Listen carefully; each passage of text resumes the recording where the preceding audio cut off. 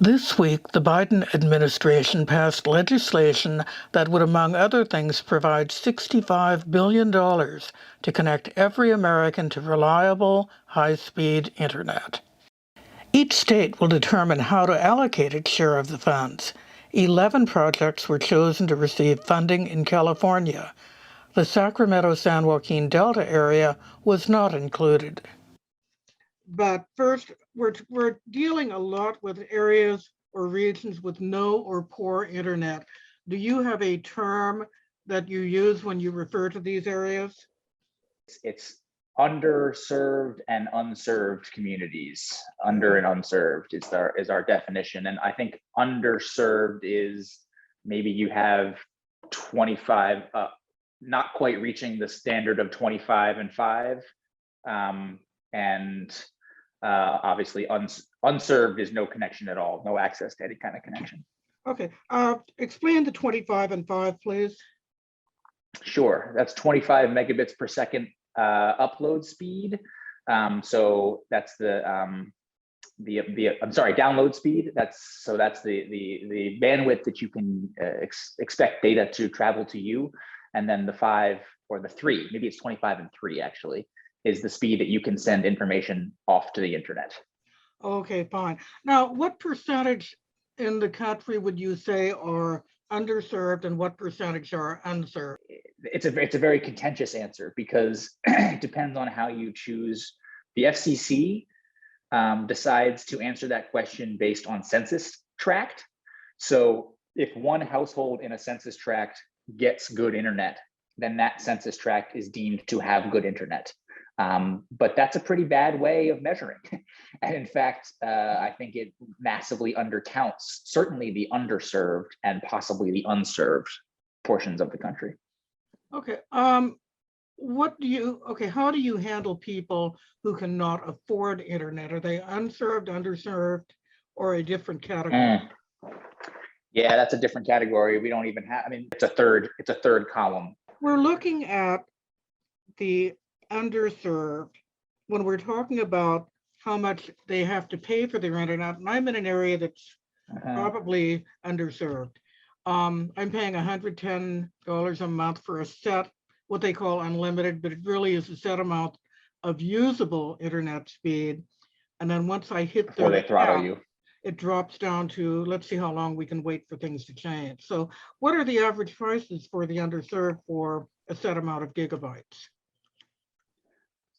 Again, this is, we don't know. And the fact that we don't know is actually the reason why we're embarking on this Let's Broadband Together project to Consumer Reports. So there is no set definition of pricing, and ISPs, the internet service providers, will tell you that they're doing just a fine job, and please don't look behind the curtain. But we're kind of hoping that by getting enough Americans to upload a copy of their internet bill and take a speed test, that we'll be able to map for the first time kind of the breadth and depth of that problem. So we've been collecting that data from essentially July 1st until November 1st. And now we're in the lovely phase of that project where we kind of pull all of our wings in and figure out what we've won, go through all the data and have our statisticians crunch it. So we should actually come back with a number that's a little closer to, like, a little more textured than anyone's had before in kind of January or so. Now, the average price is in the 70s, but average price without knowing average speed doesn't actually tell you that much. I'm in the Sacramento-San Joaquin Delta area.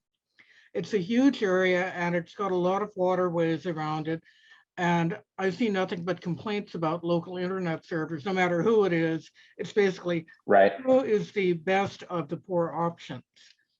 So, right.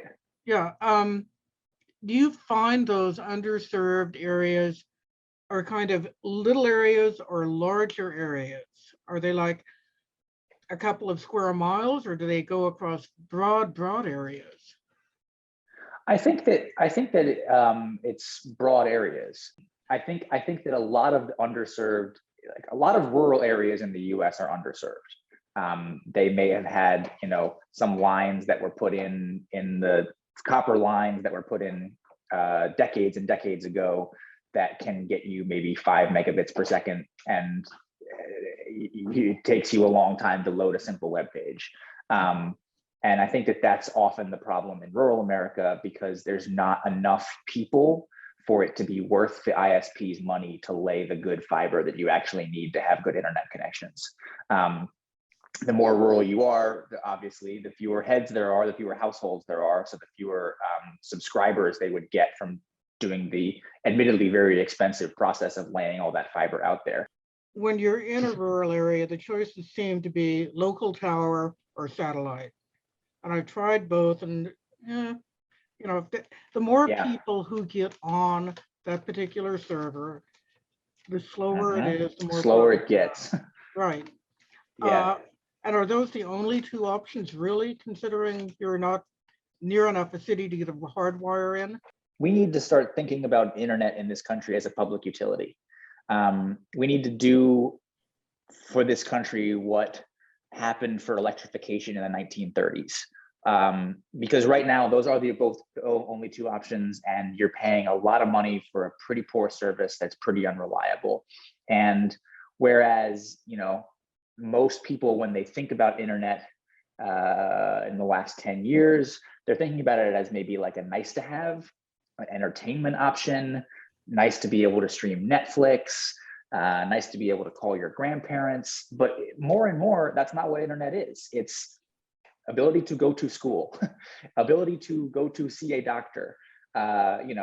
Even in rural places, there are technologies now about that would be assisting people who are farmers or who are lumber folks. Like, all of those worlds need good internet now, and the digital divide is becoming one of haves and have-nots in a way that really is starting to leave a lot of people behind. So those are the only two options if you think about what the current marketplace is providing. But we shouldn't do that. And in fact, mostly we should all be mad as hell that those are the only two options, and that there is not something that is more available that is coming from your electricity, your local utility, that is a affordable, reliable option. That's been a big area in parts of Northern California and Southern too. Yeah. The fires we've had and the over-reliance of emergency services on use your cell phone, the cell phone tower just burned down. How the heck can you get emergency information if you can't get it? Yeah. I mean, emergency and like, if you are someone who the fires have displaced, or you're not in your usual maze because you have had to leave your home or any of those sorts of things, then all of a sudden it's an extra layer of pressure that we're all putting on our current internet systems, because you still have to go to school, you still have to go to the doctor. I think that the big takeaway from us at CR, as we've tested and looked at all these different things, is that there are a lot of cool, fancy satellite options that are starting to come on the marketplace, and we don't think that they're as good old-fashioned fiber in the fiber wires. That's where wired internet seems to still be the thing that will actually provide regular, affordable service. So then the question is, how do we get that to the most people, and how do we do that in a way that doesn't take a generation to unfold? And I think, to go back to my previous refrain, everybody should be mad about this. It's the internet has become a public good, and it is not being given to us in a public way. So we need to make it a public utility. You need to make it a thing that everybody can have access to in the same way we have access to electricity and running water.